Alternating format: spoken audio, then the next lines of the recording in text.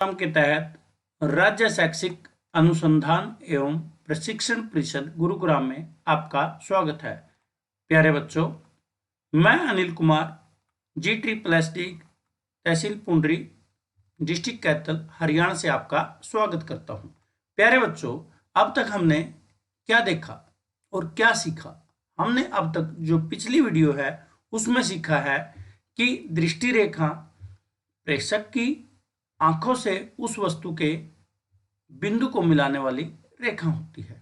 उन्नयन कोण क्या होता है? जब दृष्टि रेखा क्षैतिज रेखा से ऊपर हो तथा दृष्टि रेखा और क्षैतिज रेखा के बीच का बना कोण क्या होता है? ये उन्नयन कोण होता है।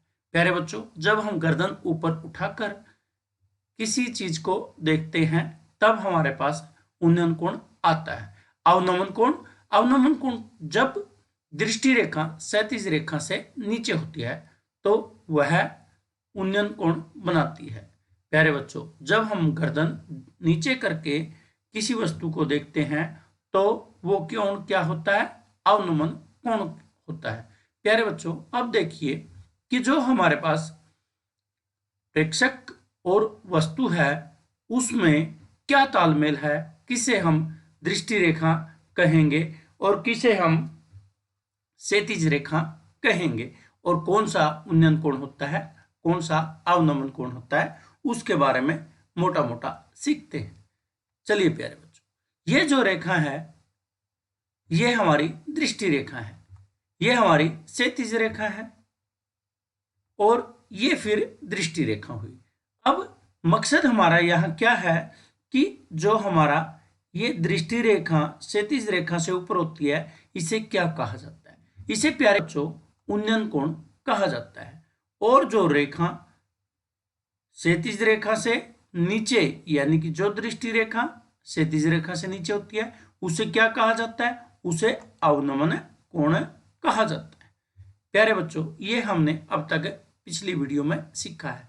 प्यारे बच्चों, चलिए हम अब त्रिकोणमिति के जो अन्य अनुप्रयोग हैं उनका यूज करते हुए हम इसका वास्तविक जीवन में कहाँ प्रयोग करेंगे और कहाँ कहाँ इसका प्रयोग किया जाता है उसको हम प्रश्नों के आधार पर देखेंगे कि हमारे वातावरण, हमारे आड़ोस पड़ोस यानी कि जो हमारा स्कूल जैसा वातावरण है, हमारा घर है, खेत हैं, इनमें त्रिकोणमिति का प्रयोग कहाँ कहाँ होता है ये हम देखेंगे। प्यारे बच्चों देखिए, अब हम आज की कक्षा में त्रिकोणमिति के अनुप्रयोगों पर आधारित प्रश्न करेंगे। प्यारे बच्चों, सोचिए कि तूफान में आपके स्कूल के प्रांगण में या मैदान में एक पेड़ खड़ा है, तूफान आ गया या तेज आंधी आ जाती है और वह पेड़ टूट जाता है। टूटता भी इस प्रकार से है कि उसका एक हिस्सा तो ऐसे कैसा खड़ा रहता है और वो बीच में से टूटकर, बीच के किसी बिंदु से टूटकर इस प्रकार से लटक जाता है कि उसका जो शिखर होता है वो जमीन को छूने लगता है।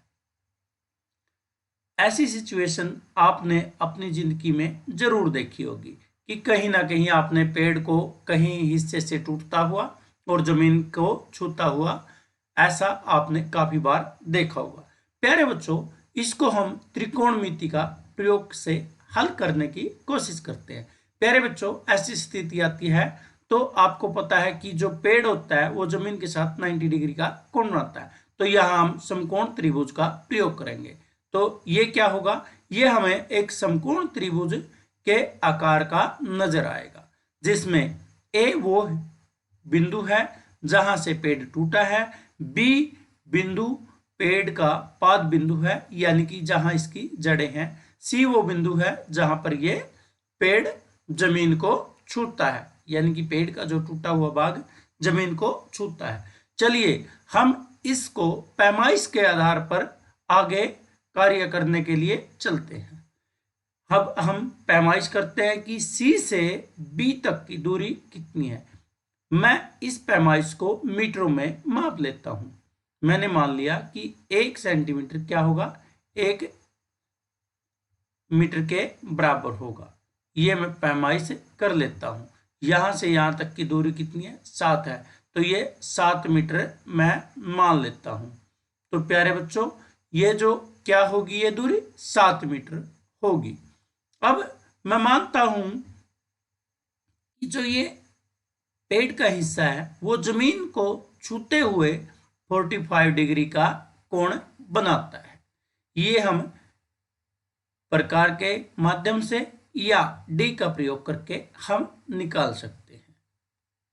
अब हमें ज्ञात जो करनी है इस प्रश्न में कि पेड़ की कुल ऊंचाई कितनी है।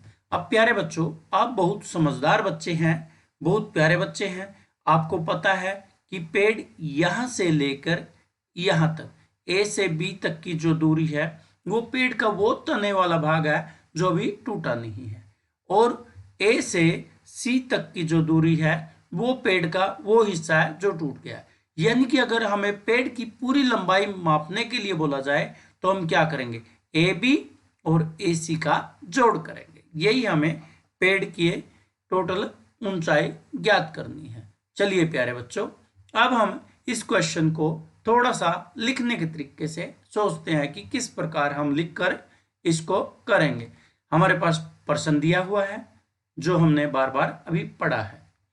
अब इसमें जो हमारे पास ये जो पीली रेखाएं होती हैं ये हमारी पेड़ की कुल ऊंचाई है, इनको हमें ज्ञात करना है। बाकी जो ये हमारे पास हिस्सा था वो हमने पीछे डिस्कस किया है कि 7 मीटर कैसे आया।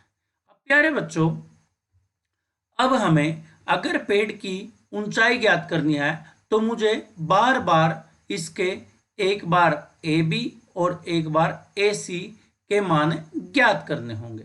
प्यारे बच्चों ये अगर हमारे पास एक समकोण त्रिभुज है तो ए बी उस समकोण त्रिभुज में हमारा किसका कार्य करेगा, लंब का कार्य करेगा, क्योंकि यहाँ पर 90 डिग्री का कोण है और या 45 का। जहां दोनों कोण बने होते हैं वो क्या होता है, वो हमारे पास आधार होता है, और जो कोण हमारे पास दिया होता है 90 डिग्री से अलग उसके सामने की भुजा लंब होती है। अब हमें लंब की वैल्यू ज्ञात करनी है। हमें क्या ज्ञात करना, लंब ज्ञात करना है। हमें दिया क्या है, हमें जो BC है आधार की वैल्यू दे रखी है, हमें आधार दिया है। अब हमें ज्ञात करना है कि लंब बटे आधार क्या होता है। सोचिए प्यारे बच्चों लंब बटे आधार क्या होगा, हमारे पास टेंजेंट होगा। लंब बटे आधार क्या होगा, टेंजेंट। टेंजेंट यहां अगर ये बिंदु सी दे रखा है तो हम उसे टेंजेंट सी कहेंगे, और टेंजेंट सी पर कितनी वैल्यू दे रखी है, 45 दे रखी है। प्यारे बच्चों कितनी वैल्यू दे रखी है, 45। तो टेंजेंट 45 किसके बराबर होगा, ए बी हमें ज्ञात करना है, BC हमें वैल्यू दे रखी है। तो हमारे पास टेंजेंट 45 की वैल्यू क्या आती है प्यारे बच्चों, टेंजेंट 45 हमारे पास 1 होता है। चलिए इसको करते हैं। टेंजेंट 45 की वैल्यू क्या थी, हमारे पास 1, और ए बी हमें ज्ञात करना था। हमारे पास BC की वैल्यू कितनी थी, 7। तो यहां से हम क्या करेंगे, दोनों तरफ क्या करेंगे, 7 से मल्टीप्लाई कर देंगे, 1 गुना 7, और ए बी के साथ गुणा किसकी करेंगे, 7 की, और डिवाइड में 7। यहां से 7 से 7 कट जाएगा तो ए बी की वैल्यू क्या आ जाएगी, 7, और ये किस में मापा गया है, मीटर में, तो ये भी हमारे पास 7 मीटर आ जाएगी ए बी की वैल्यू। अब हमें क्या ज्ञात करना है, अब हमें कर्ण ज्ञात करना है। कर्ण क्या, AC। जो हमारे पास कर्ण क्या होता है, AC, और हमारे पास दिया क्या है, आधार दिया है BC। यानी कि जो हमारे पास टेक्निक होती है लाल बटे कक्का वाली, ऊपर वाले क्या होते हैं, साइन कोस टेंजेंट, नीचे क्या होता है, कोसिकेंट सिकेंट और कोटेंजेंट। तो हमारे पास हमें क्या ज्ञात करना है, कर्ण, और दे रखे क्या, आधार, तो ये क्या होता है, सीकेंट होता है। अब C की वैल्यू क्या है, सीकेंट में C की वैल्यू 45 डिग्री है, और हमारे पास क्या दिया हुआ है, AC हमें ज्ञात करना है। C का मान कितना है, 45 है, AC हमें ज्ञात करना है। BC की वैल्यू 7 मीटर हमारे पास दे रखी है। तो प्यारे बच्चों जो सीकेंट 45 होता है वो क्या होता है, √2, और ये AC भाग 7 दिया हुआ है। अब दोनों तरफ मैं क्या करता हूं, 7 से गुणा कर देता हूं, तो हमारे पास कितना आ जाएगा AC का मान, हमारे पास जो AC आ जाएगा वो आ जाएगा 7 वर्गमूल 2 मीटर। अब हमें किस चीज की वैल्यू निकालनी है, ये हमारे पास 7 वर्गमूल 2 मीटर आ गया और ये हमारे पास 7 आ गया। तो पूरे पेड़ की ऊंचाई क्या होगी, जो पूरे पेड़ की ऊंचाई होगी वो AB प्लस हमारे पास AC होगी, AB प्लस AC होगी।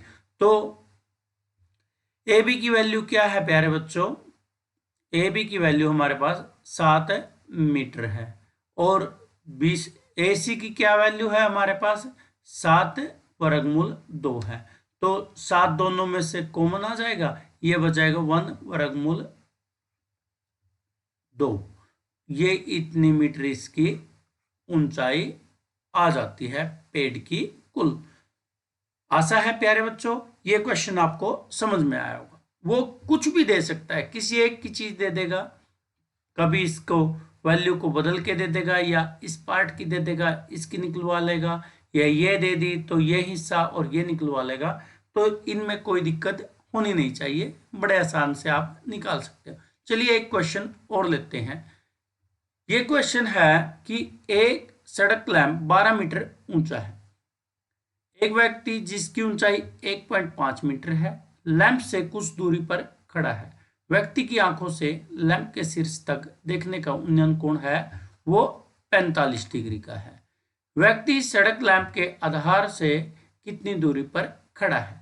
प्यारे बच्चों हमारे पास क्वेश्चन दे रखा है। अब इस क्वेश्चन के आधार पर हमें इसका चित्र बनाना है। सबसे पहले प्यारे बच्चों हमें दिया क्या है ये आपको पता होना चाहिए। हमें दिया है कि जो लैंप है सड़क लैंप वो कितना मीटर ऊंचा है 12 मीटर। तो प्यारे बच्चों चलिए आकृति हम इसकी बनाते हैं। क्या है 12 मीटर लैंप दे रखा है, तो ये हमारे पास हम मान लेते हैं कि ये हमारे पास 12 मीटर ऊंचा लैंप है। तो उसके बाद 1.5 मीटर लंबा व्यक्ति दे रखा है जो जमीन पर दूरी पर खड़ा है। वो क्या है, वो हमारे पास ये हम इसको मान लेते हैं कि ये हमारे पास व्यक्ति की लंबाई है। अब हमें क्या दे रखा है, जो दृष्टि रेखा दी हुई है, क्योंकि ये व्यक्ति है तो यहाँ उसकी आंखें हैं और वो किसको देख रहा है, ऊपर के सिरे को देख रहा है। जो इन दोनों को मिलाने वाली रेखा है वो क्या होगी, वो हमारे पास दृष्टि रेखा होगी। फिर क्षैतिज रेखा क्या होगी, जो व्यक्ति की आंखों के बिंदु से निकलकर जाने वाली रेखा होती है और वो जमीन के समांतर होती है, वो क्या होगी क्षैतिज रेखा। क्योंकि जो ये रेखा है तो वहीं से आंखों के पास से निकल के जाती है, एक बिंदु आंखों का है और उसके और जमीन के समांतर ये रेखा होती है। जब समांतर रेखाएं होती हैं तो व्यक्ति भी क्या है 90 डिग्री के कोण पर धरती पर खड़ा है, जमीन पर खड़ा है, और ये लैंप भी जमीन पर खड़ा है। तो इन दोनों की जो ऊंचाई होगी वो भी क्या होगी बराबर होगी। जो ये यहां से जो हिस्सा आता है यहां तक का और ये हिस्सा यहां से यहां तक का, दोनों क्या होगा 1.5 मीटर है। तो व्यक्ति की आंखों से उन्नयन कोण यानी कि उन्नयन कोण क्या होगा, जब हमारी दृष्टि रेखा क्षैतिज रेखा से ऊपर होती है उन्नयन कोण होता है। ये हमारा उन्नयन कोण है, कितना होगा 45 डिग्री। तो चलिए अब हम इसको करने की कोशिश करते हैं कि त्रिभुज क्या कहती है। हमारे पास त्रिभुज में AD जो वैल्यू है यहां से D तक की जो वैल्यू है ये क्या है 12 मीटर है, और यहां CE की वैल्यू जो है वो क्या है व्यक्ति की ऊंचाई है जो कि 1.5 है। जो BC है वो DE के समांतर है और AC जो दृष्टि रेखा है। अब हमें तो जो ये त्रिभुज बनती है A, B और C, इसमें कार्य करना है, क्योंकि हमें क्या है कि जो बी सी की वैल्यू निकालनी है, बी और सी की वैल्यू निकालनी है, क्योंकि ये लैंप से दूरी ये मान लो या डी ई मान लो, दोनों सेम है। तो यहां से बी और जो ए है इसके बीच की दूरी कितनी होगी, ये तो हमारे पास 1.5 है। जो डी से हमारे पास ए तक की जो दूरी है वो कितनी है, 12 है। जो हमारे पास क्या है कि जो ए डी है वो 12 मीटर है। जो बी डी है वो कितना, 1.5 मीटर है। तो प्यारे बच्चों, हम जब ए बी की वैल्यू निकालेंगे वो ए डी में से 1.5 घट जाएगी तो हमारे पास 10.5 मीटर रह जाएगी। तो प्यारे बच्चों, ये हमारे पास दूरी क्या होगी, 10.5 मीटर। हमारे पास कोण उसने दे रखा है 45 का। अब इस त्रिभुज में हमारे पास निकालना क्या है, BC हमें निकालना है। BC निकालना है, हमारे पास दिया क्या है, AB दिया है, AB हमारे पास दे रखा है। अब BC क्या है, ये कोण दे रखा है और ये 90 डिग्री होगा, क्योंकि ये भी जमीन के साथ 90 डिग्री है तो ये भी होगा, क्योंकि दोनों की दोनों समांतर रेखाएं हैं तो इनके जो ये कोण भी बराबर होंगे। तो हमारे पास BC क्या है, BC हमारे पास आधार है। क्या है BC, आधार।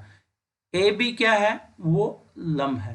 तो ऐसी सिचुएशन में कोट थीटा कह लो या सी कह लो, ये आएगा। अब सी की वैल्यू क्या है, 45 दे रखी है, यानी कि कोट 45 डिग्री आएगा और BC हमें निकालना है और जो AB है उसकी वैल्यू है 10.5।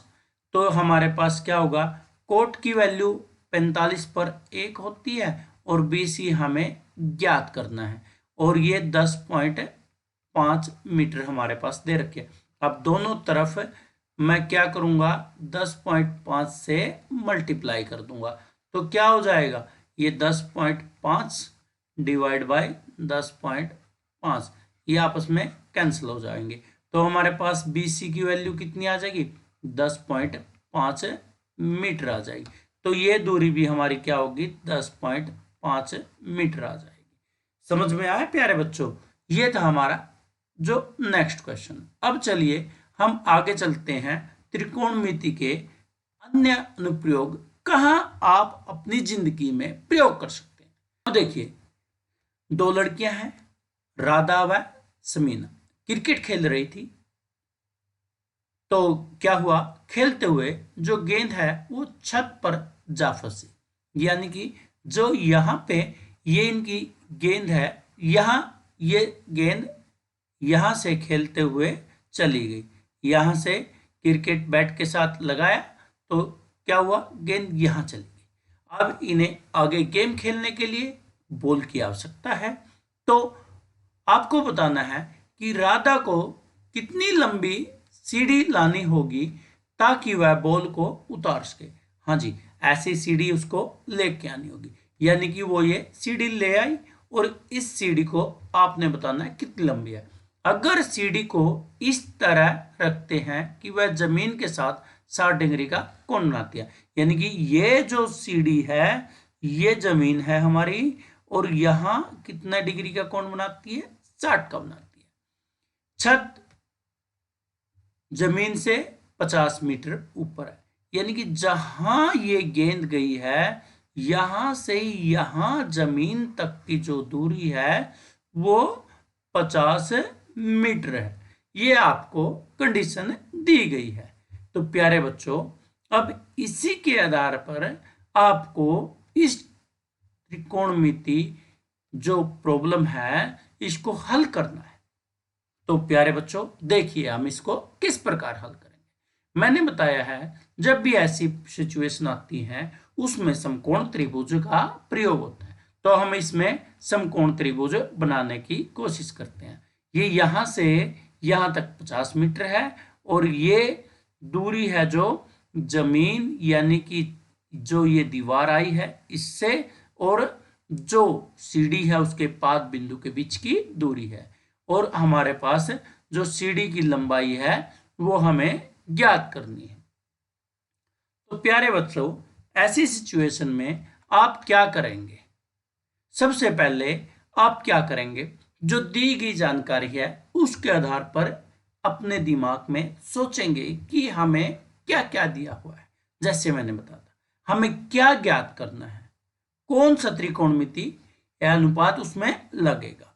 तो प्यारे बच्चों देखिए, जो हमारे पास ये है कि हमारे पास कितना दे रखा है, यहां ये कोण कितना दे रखा है, हमारे पास ये कोण 60 का दे रखा है।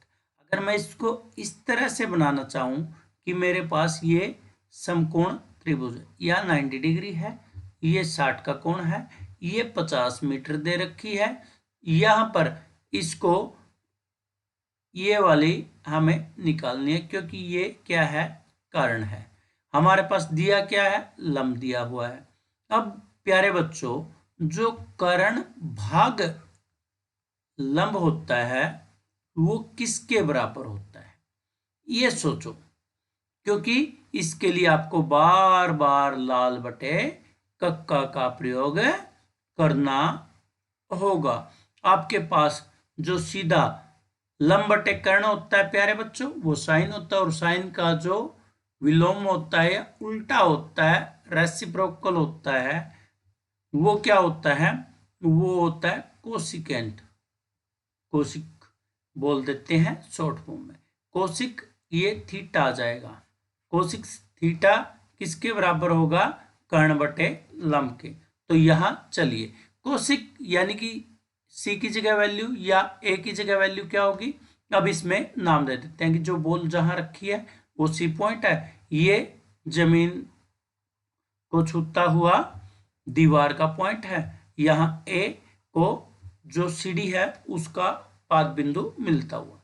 अब आपके पास कोसिक 60, कोसिक 60 पे वैल्यू क्या आएगी प्यारे बच्चों, इसकी वैल्यू क्या आएगी, इसकी वैल्यू आएगी 2/√3 इज इक्वल टू, हमारे पास क्या होगा, ए सी हमें निकालना है, डिवाइड बी सी हमारे पास क्या होगा, बी सी हमारे पास 50 का। अब प्यारे बच्चों, अब मैं 50 से दोनों तरफ मल्टीप्लाई कर देता हूं क्योंकि हमारे पास ए सी की वैल्यू हमें निकालनी है। एक ए सी की वैल्यू क्या होगी, हमारे पास 50 मल्टीप्लाई 2 भाग में वर्गमूल 3 बराबर ए सी गुणा 50 भाग 50, 50 से 50 कट जाएगा, तो हमारे पास ए सी किसके बराबर होगी, 50 की गुणा 3 2 से कितना हो जाएगा 100 वर्गमूल 3। अब वर्गमूल 3 को हम नीचे नहीं रखते, इसके लिए क्या करेंगे, हम हर का परिमेयकरण करते हैं। हर का परिमेयकरण प्यारे बच्चों, आपने 10वीं कक्षा से पहले जो 9वीं कक्षा की थी उसी में आपने सीखा था कि जो हर का परिमेयकरण करने के लिए क्या करते हैं, उसी से उसी की मल्टीप्लाई भी करते हैं और भाग भी करते हैं। तो ये क्या आ जाएगा, 100 वर्गमूल 3 आ जाएगा, और वर्गमूल 3 की वर्गमूल 3 से मल्टीप्लाई करी तो क्या होगा कि उसका वर्ग हो जाएगा, और वर्ग से वर्गमूल कट जाता है, तो 100 वर्गमूल 3 भाग 3, ये आपका आंसर आ जाता है कि इतनी लंबी उसको क्या होगा, सीढ़ी लेके आनी पड़ेगी अपनी गेंद को वापस लेके आने के लिए। तो कुछ प्रश्नों के उत्तर देंगे। पहला क्वेश्चन ये है, ये दूसरा क्वेश्चन है, ये तीसरा क्वेश्चन है। धन्यवाद प्यारे बच्चों।